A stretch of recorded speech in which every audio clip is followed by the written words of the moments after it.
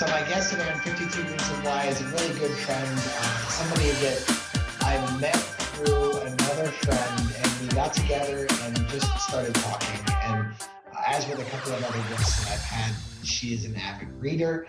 So a lot of our conversations have come up just about what we're reading and conversations about the storyline or the plots or other things that we're reading. Before I get into her introduction, very quick, easy quote today from Les Brown. Les is an outstanding motivational speaker. I think he's in his late 70s now or early 80s, but his YouTube videos go back very far to when he was young, and they're just outstanding. But this quote from Les Brown says, "How we live our lives is a result of a story we believe about ourselves." And I thought that really tied into the why and this journey that I'm on with exploring people's why. So my guest today is Christina Miller. Christina and I have been friends for, I think, going on 7 years now, maybe a little bit longer than that. Christina is in education and kind of stumbled into education. I think we're going to get into a little bit of that story, but into education for 13 years. First, Christina, thanks for taking the time to be here. I appreciate it. You're very welcome. Glad to be here. So when you and I first met, I know that you were interested in reading, and I haven't had a chance to ask you this, so I want to ask now about your journey in reading. What kind of things are you reading now, and what path has your reading taken you down? I know when we first met, it was a lot of nonfiction, but I think you've kind of changed out of that recently, right? Right. I mean, especially now that I have a little more time to read since I'm working from home and I don't have the commute and everything to work anymore. I read a bunch of stuff. Like right now, I've always been a fan of the Dresden Files, which is it's a wizard in Chicago. It's a fun little series, and the newest one just came out a couple of weeks ago, which I've been waiting for a few years now. So that's been my midnight reading the last few weeks. But Fantasy, when I was growing up, that whole Margaret Weiss and Tracy Hickman and all these old authors back in the day were like, I couldn't put those books down when I was a teenager. And it's funny how those books translated into a love of reading that I didn't have before that. It's you kind of have to find those things that you really get into a storyline and you can't get out of it. Like you put the book down, you wake up the next day and you want to pick the book back up again so that you can finish the story. And for me, yeah, a lot of that was fantasy. My wife is really into war stories right now. And anything having to relate to war stories, she's the same way. Like we'll go anywhere and she's like, I got to listen to my book. I'm in the middle of it and I can't put it down right now. And I love that fervor that you get when you have a good book and the way it feels. And now for me, like that's translated into nonfiction or parables that have a moral. And it's really crazy to me that same, I can't put this book down, happened with like Andy Andrews' The Noticer or John Gordon's The Energy Bus. And these are not books that in my teens I would have looked at and said, I can't wait to read this book, right? Right. So Christina, I know that you and I have been friends for a while, and I'm really interested in hearing you share with us your why. All right. This is a really interesting question because it's something that, I kind of know why I do what I do, but I've never, like we were talking earlier, like I've never had to articulate it and discuss it. So this is a really good thinking exercise to pour all of those thoughts that, are always bouncing around in my head into something coherent. So like Will said, I'm a teacher. I work with adults, mostly people who didn't graduate from high school and want to earn their GED. That's the biggest group I work with. And that's not what I intended to do with my life. I have a biology degree. And my original plan was to go on to grad school and get into research. And life had other plans, that didn't work out. But I happened to be going to church with the adult ed director at Columbiana County Career and Tech, who approached me just at random one Sunday, hey, I want to start GED classes in Salem. Would you be interested in teaching? I'm like, Kelly. I have a biology degree. I'm a science person. I don't know how to teach. Just go get tutored. You'll be fine. So 13 years later, I'm here. I'm still teaching, and I'm now an administrator of my program, and I'm president of our state board, and I have a lot of other roles that I do for my program now. But it's one of the best accidents that ever happened because I love people. And I think back now, if I had, ended up, in a lab surrounded by petri dishes and test tubes all day, every day, I'd be good at it, but I wouldn't get that sense of fulfillment that I do with what I do now. And that's, I love that in my job, like I know I'm making a difference in people's lives. If you didn't graduate from high school, the employment market is horrible. It's hard enough to find a job, with, a diploma or even with a degree right now. And I know like a lot of my students come in and they did not have good experiences with education, whether it was teachers or other students or, whatever. I mean, there were reasons they didn't finish. So it's scary to start back, especially, being an adult student when you have all those adult responsibilities in addition to your studies. A lot of my students, if they're lucky enough to have a job, they have to work around a work schedule, or children or family or other obligations, finding transportation, finding babysitting, all of those things. And it's rough. So I like that I can make my classroom that safe space and make it somewhere where they learn to like to learn.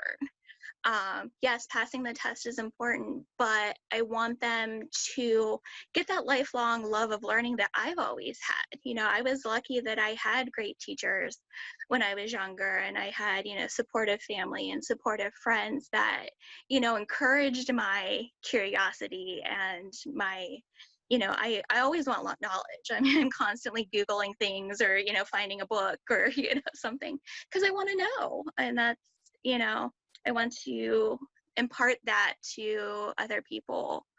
And it's so much fun to see, not only them learning, but, that sense of accomplishment they get, not, just at the end, when they've passed the test and they're moving on, but, when they learn something that they've always struggled with and they're like, oh my gosh, I can finally do long division. Or, I actually went to the library and got a book and I read it. Those are huge life accomplishments too. Or, my kid brought home math homework and I was able to help them with it. Those things, are also part of the reason why I do what I do, just to see people move on. And then, after they do get their diplomas, they come back, hey, I'm in school right now. I graduate from nursing school next month, or, I'm working here, or, just, moving on and to bigger and better things. It means a lot. Plus it's fun. I have friends who teach in the K-12 system and that's great, but I like the variety in my classroom. When you teach in the K-12 system, your students are all the same age, they have similar backgrounds, they've all worked on the same, they did the same thing last year, so they're all coming in with the same knowledge. In my classroom, I have, this past spring, I had people from age 16 up to age 70, all in the same classroom, with different needs and everything, and I love it. It's a challenge, but I love bringing that variety of people together to work towards the same goal.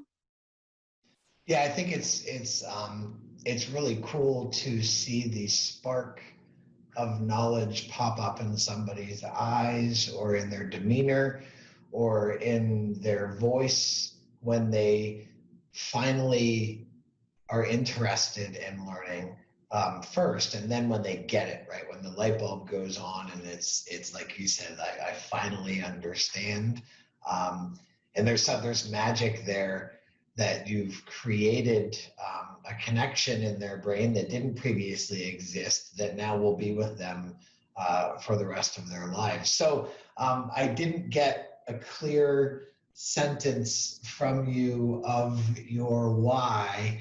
I feel like we were all around it. If you were to sum up it sounds like it's the motivation to help improve other people's lives. But I think that may be a little too broad. Help me. Oh gosh, I have to put it all in one sentence. Yeah, try get it close to one sentence. Yeah. Yeah, I think it's just the helping people learn to love learning and to use learning to better their lives, to see the importance of education and what it can do for them. How cool that this. So I don't even have to ask you if this was your why when you were in biology school, because obviously you had something different going on when your career path was going to be in biology that shifted.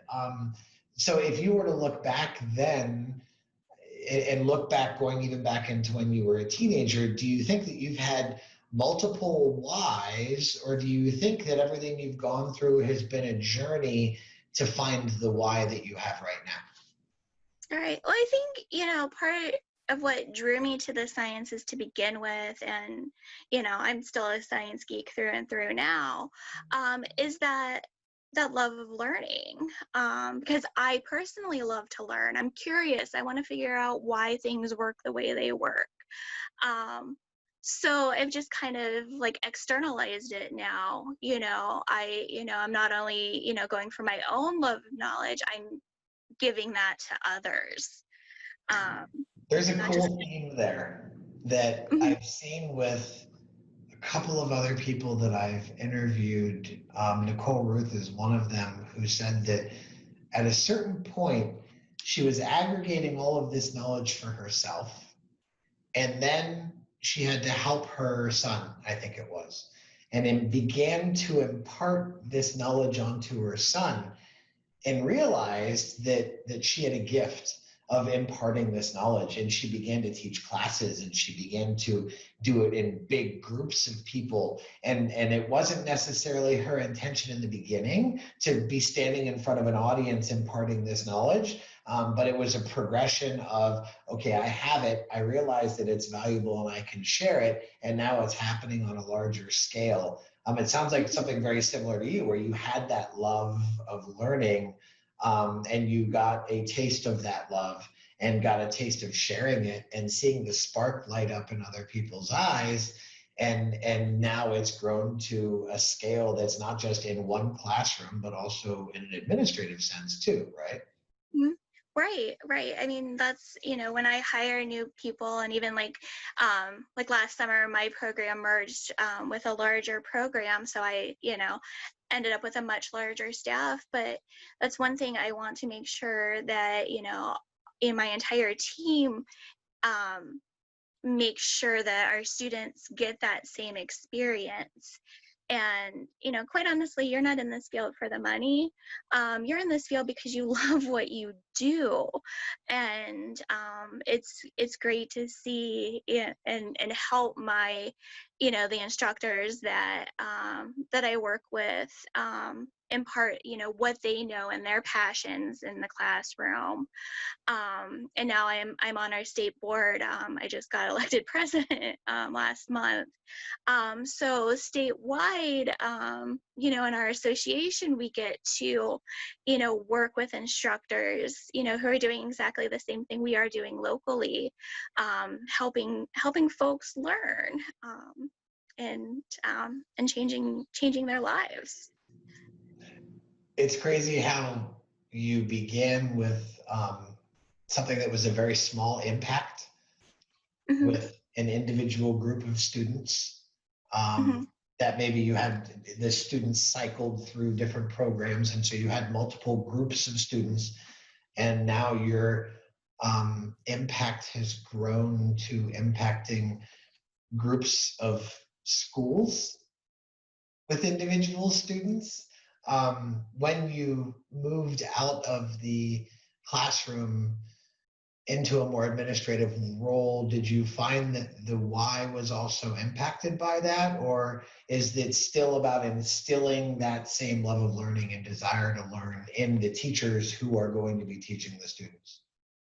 Yeah, I think my why has stayed consistent. It's just, now I'm not just in the classroom. I still teach one class, when, we ever reopen again.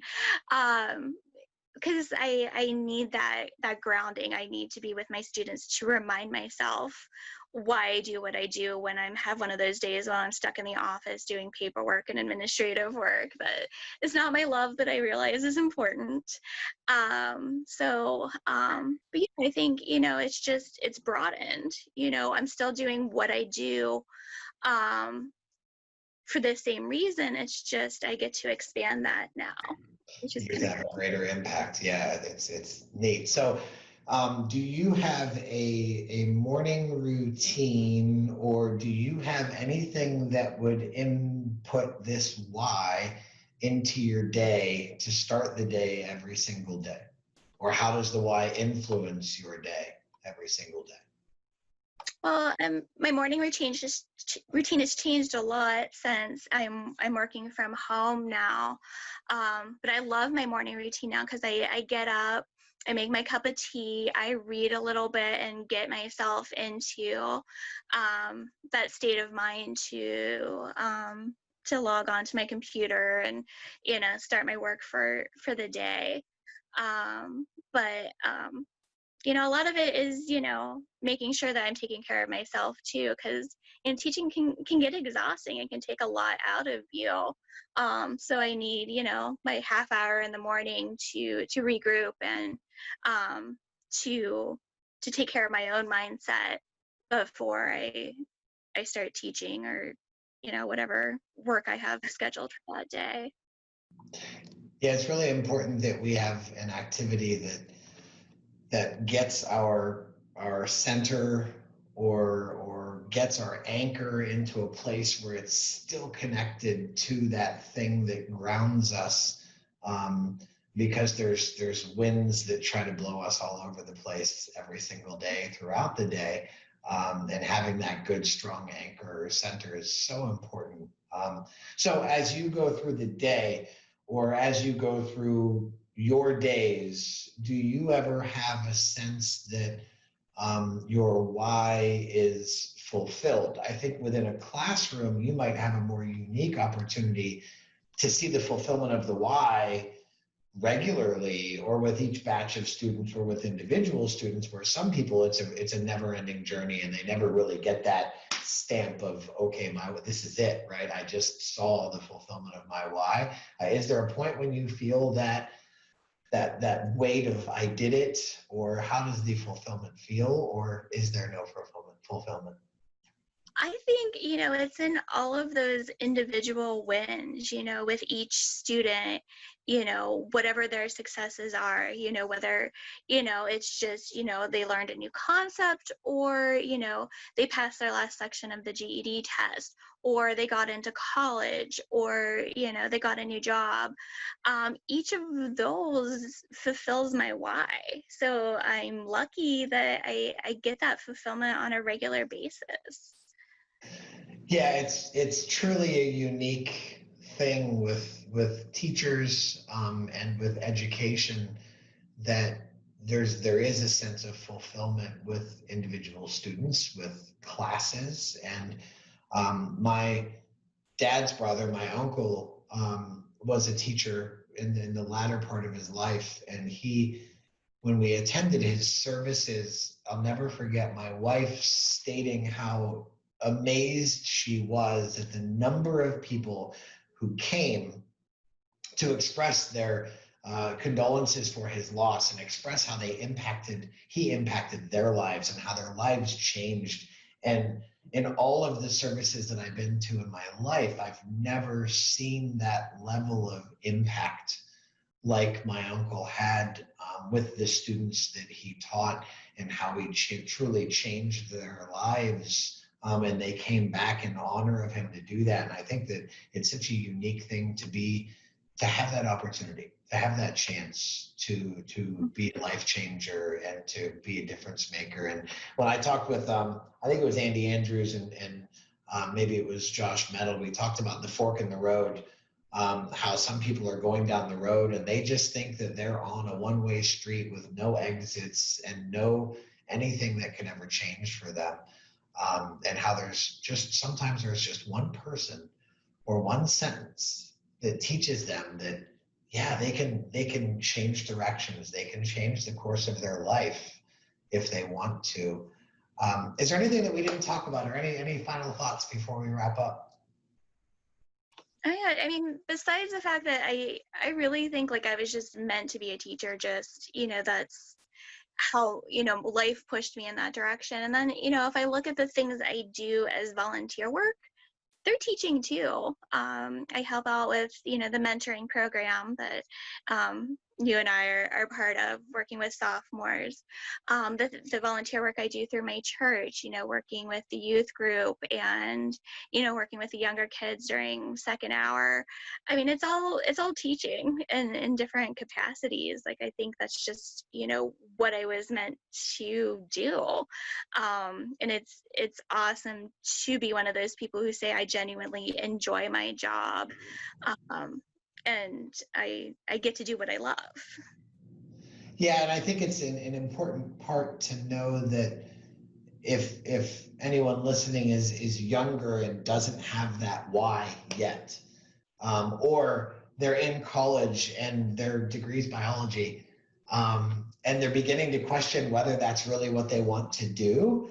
I think it's encouraging to hear that you can be traveling down, again, a path and a road, and a fork can appear that takes you to something that feels like your destiny and feels like it's where you belong and feels like it's been your calling all along, even though it didn't feel like it 10, 15, 20 years ago. I think that's great. And thanks so much for taking the time and sharing your why. And I can say just in my interactions with you that I know that you make a difference, and I know that you impact people's lives, and you're a testimony to your why. You live it, you don't just say it, and I know that there's people's lives that have been impacted by you. Well, thank you for making me actually think about this and, learn a little bit about myself. Thank you.